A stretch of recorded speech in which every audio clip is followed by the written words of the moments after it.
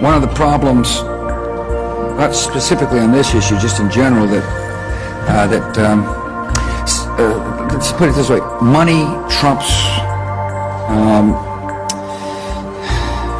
peace sometimes.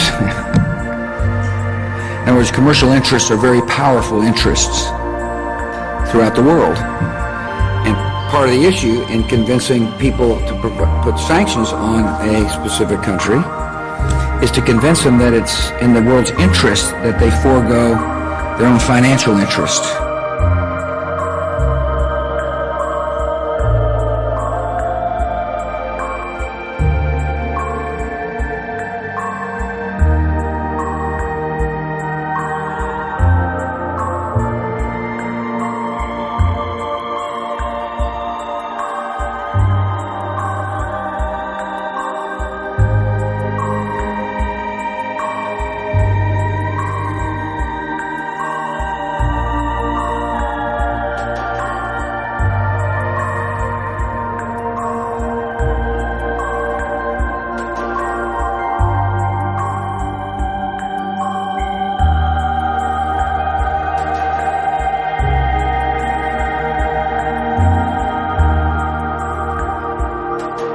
Everything is energy. And you come to Earth to learn how to manipulate that, to be a master manifester.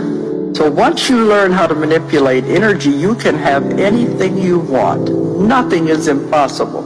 There are no limitations except the limitations you put upon yourself.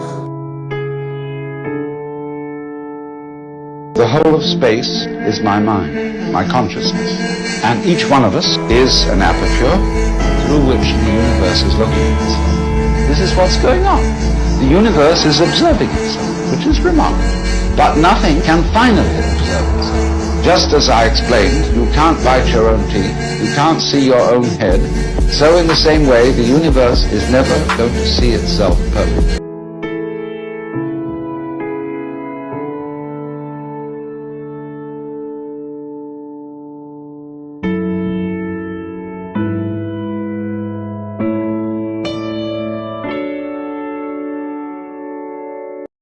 Let's suppose that you were able every night to dream any dream you wanted to dream. And you would naturally, as you began on this adventure of dreams, you would fulfill all your wishes. You would have every kind of pleasure, it seemed. And after several nights, you would say, well, that was pretty great. But now let's have a surprise.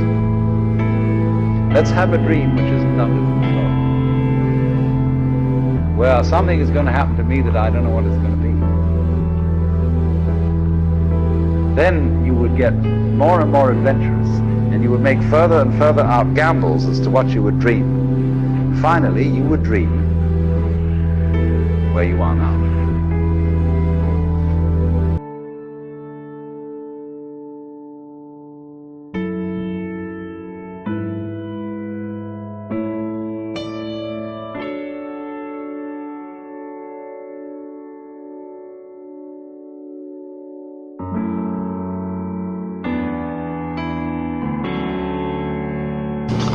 The past, the future, and the present.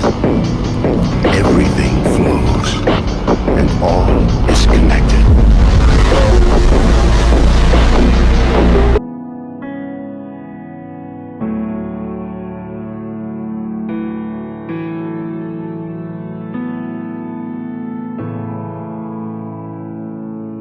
They erected what is known as an etheric barrier around the Earth, around our Earth. And the magnetic key of that is the moon. And it's still there, by the way. And that is why no man has ever gone beyond the moon. You can go to the moon, but you can't go beyond it. And you never will. They can send a machine out there, but isn't it interested you that they still haven't gone out there as a human form? This is something that's been held from us. You can't. There's a barrier of energy up there around our Earth that's of an esoteric nature. It involves technology, yes, but a technology of an extremely advanced nature that even these aliens probably couldn't crack or get out. So this Earth was in quarantine. If you read C.S. Lewis, he goes into all of this about Earth being quarantined And the name that he has for our planet is called Fulcandra, the silent planet. It has to be quarantined off from the rest of the 9 planets, because planets are not really material bodies, they're intelligences of a kind. And our planet is under quarantine, so this Armageddon, this inner war, can take place in sequestrament. Okay, just like you quarantine a sick patient. And this ethereal barrier around it is called the Stargate, or the real Stargate. See, the other side give you updates on how well they're doing to get out of it.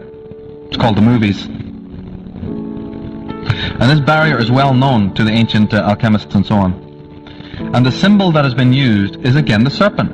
That etheric barrier was known in the Chinese astrology as the dragon's head and the dragon's tail. Anyone who knows about astrology knows the moon's nodes, the nodes of the moon. This has to do with the barrier, and you've always seen the protecting circle of the dragon used in mythology and folktale, right? And many people have dreams I've talked to have connections between the symbol of the moon and the symbol of the dragon, and they don't know why, you know? And then they read my material and go, my God, you just explained it, why I have those dreams. And the Native American Indians, the Zuni and the Hopi, call that barrier the Great Web in the Sky. Anybody ever familiar with that term that the Native American Indians use about a great web in the sky?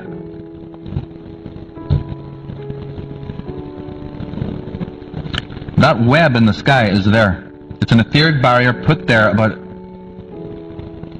50,000 years ago, but the original alien masters who came here didn't know that, right? They didn't know right away that this barrier was put there. They actually found out more in historical times, because they've been moving us forward to get up to the point where they can rebuild the technology. And if you look at history properly from that just one agenda, ladies and gentlemen, you will find out that almost everything that has been happening from 11,000 years has been doing that.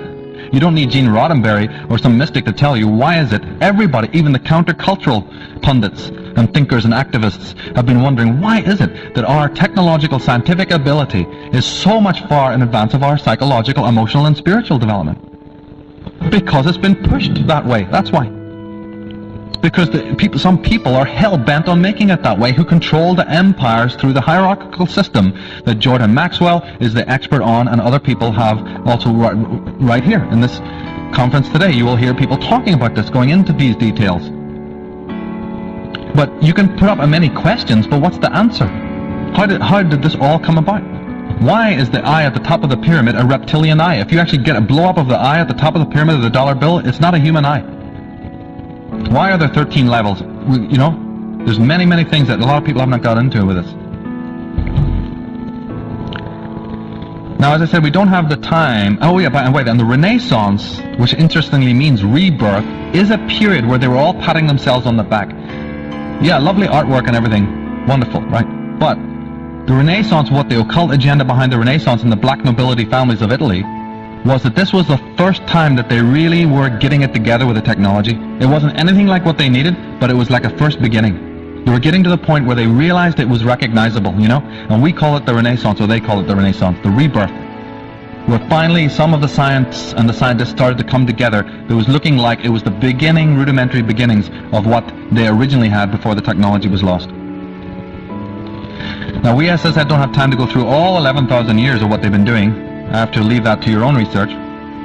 But I can draw one picture for you about a specific time that happened in England in the 14th, 15th, 16th, 17th century, but specifically the 17th century, at the time of the Tudor dynasty.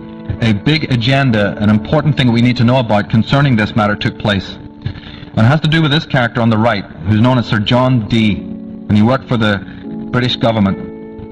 And interestingly enough, he was also ambassador to the court of King James, and he would go as an ambassador to Queen Elizabeth I. He would go to different countries. And when he wrote back to her, at the bottom of any intelligence documents he gave, he wrote his signature 007.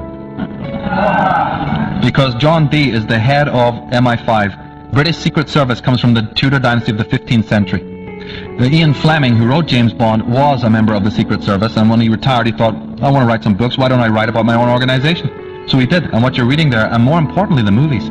Those James Bond movies, if you know how to watch those, they're telling you amazing stories. I mean, obviously you got to wade through all the phallocratic, macho nonsense, but if you can manage to sit through that stuff, you're going to see something fascinating in those stories. I love them. Notice MI5's logo. Look at that pyramid and the eye at the top. See that? Well, John Dee was a great occultist, sacred geometrist, and court astrologer to Queen Elizabeth, and black magician. And he worked for this woman, who is called Elizabeth Tudor, the daughter of Henry VIII. The original She Must Be Who Must Be Obeyed. But her name in history is interesting, I would say. Right? She was known as the Virgin Queen, and it's not because she couldn't get a man. This is about something else. They've, told us lies in history, but Virgin Queen, remember how the offspring of one of the sides would procreate? Think about it. And John Dee was a Rosicrucian, which is a secret society of Freemasons operating in the world. And that is why in all government buildings, as Jordan Maxwell and people have pointed out, you have the Rose Garden and the symbol of the rose. In every capital city of the world, you have the Rose Garden, and the Bohemian Society and all these groups use the symbol of the rose, the Tudor rose. So John Dee was the man around the time when they actually discovered that there's a barrier up there, because by that time they had telescopes and they maybe had some primitive flying ships. I mean, we've heard about the flying ships for thousands of years, right, and the stuff I've told you about already. But they may have made some primitive crafts and tried to leave the planet and couldn't do it. So it was around about that time, the 13th, 14th, 15th century, that these technocrats realized, hey, we got a serious problem here. We've just spent almost 11,000 years trying to build up the hardware to get out of this planet, and now, no matter what we build, we can't get out because there's a blinking Stargate up there. So they were in turmoil, and that is one of the reasons why those periods of history are so important, not for the reasons they've been telling you in history school. They really were in a dilemma. They were imprisoned in this planet. Remember in the book of Revelation it says, and God will chain the beast to the pit for 1,000 years? Right? Satan being chained to a pit. They realized they couldn't get out. So John Dee, cut a long story short, said, well, we need another approach. We'll not stop with the development of the hardware, keep that going, but we're going to need an altogether different approach. And he contacted his patrons, the Queen of England and her coterie, these original Illuminati types, and he said, what we need to do is go to a completely higher form of intelligence, not extraterrestrial, but pan-dimensional. They may be able to help us with this. This is not the first time that such a portal has been opened on our Earth, and it wasn't the last. John Dee contacted some beings that C.S. Lewis refers to as the macrobes. He says that under our level of perception, we have the microbes. A couple of hundred years ago, if you had talked to anybody about microbes, microbial life, bacteria, they'd have laughed at you. They'd have thought you were insane and probably locked you up if you described that. Then we invented the telescope, and now it's common knowledge, right? A whole universe of life forms, right? Beneath our perception of vision. Well, C.S. Lewis says there is another level above us, on the next level up almost, which is the same. You can't have a physical instrument so much to deal with it. The instrument of noticing that and knowing that is the human intuition. Or shall we say the human imagination. But John Dee, being an occultist and a magician of very great power, opened a portal in England in the 14th century. The 15th century was opened in England. And he contacted beings of a higher grade of intelligence. This thing is a whole study in itself to do with occultism and what have you. And he contacted these macrobes, and these macrobes actually don't like being pestered by inferior types like him.